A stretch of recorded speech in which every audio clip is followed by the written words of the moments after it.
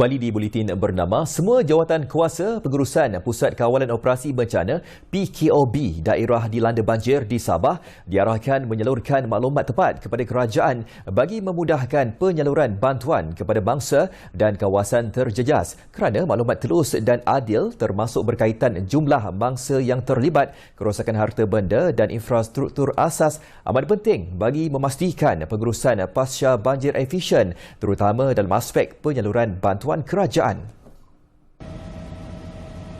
Ketua Menteri Sabah Datuk Haji Nor menegaskan setiap laporan itu kelak akan memudahkan jabatan dan agensi berkaitan menyimak sekaligus menilai kerosakan mahupun kerugian bagi tujuan membaik pulih mengikut keutamaan serta keperluan penduduk. Kerajaan telah memberi bantuan terus kepada mereka yang terlibat, terutama mereka yang dipindah ke pusat-pusat pemindahan sementara, iaitu RM1,000 wang ihsan. Jadi dengan bantuan ini kita berharap akan meringankan bebanan mangsa-mangsa yang terlibat. Kita juga meminta kepada pengurusi jawatankuasa bencana banjir daerah masing-masing, iaitu pegawai daerah, untuk membuat penilaian nanti kepada kerusakan-kerusakan yang lain seperti jalan raya, jambatan dan sebagainya.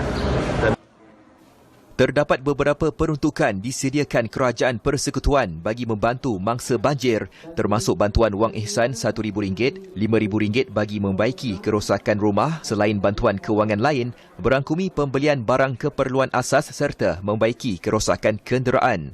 Beliau berkata demikian selepas menghadiri taklimat Pegawai Daerah Pitas Firuz Idzwaldin Muhammad Zul mengenai situasi semasa bencana banjir di daerah Pitas Sabah pada Rabu.